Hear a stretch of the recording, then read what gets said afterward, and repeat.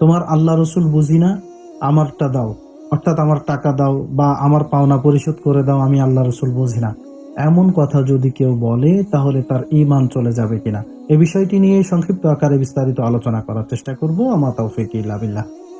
Holi star presents.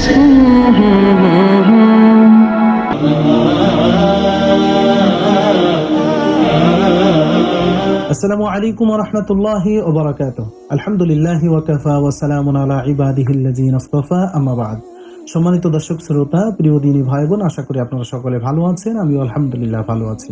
তো কোনো ব্যক্তি যদি এমন কথা বলে যে তোমার আল্লাহ রসুল বুঝি না, আমার টাকা দিয়ে দাও, বা আমারটা আমাকে দিয়ে দাও, তোমার আল্লাহ রসুল আমি বুঝি না, এমন কথা যদি কেউ আল্লাহ এবং রসুল্লাহ সাল্লাল্লাহু আলাইহি ওয়াসাল্লামকে হেয় প্রতিপন্ন করার উদ্দেশ্যে বলে থাকে, তাহলে তার ঈমান চলে যাবে, সে বেঈমান হয়ে যাবে।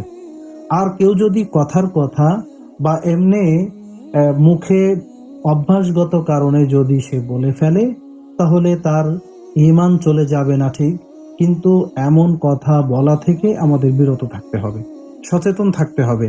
মুখে আমরা যেন এমন কথা বলে না ফেলি যে কথার দ্বারা আমাদের ঈমান চলে যাওয়ার আশঙ্কা থাকে।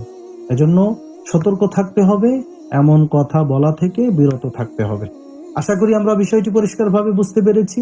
ভিডিওটি শেষ করার আগে সকলের কাছে একটি অনুরোধ, ভিডিওতে একটি লাইক এবং মন্তব্যের ঘরে আপনার গুরুত্বপূর্ণ মন্তব্য পেশ করতে পারেন। আপনার লাইক এবং কমেন্ট এই ভিডিওটি আরেকজন মুসলিম ভাই বোনের কাছে পৌঁছাতে গুরুত্বপূর্ণ ভূমিকা রাখবে ইনশাআল্লাহ।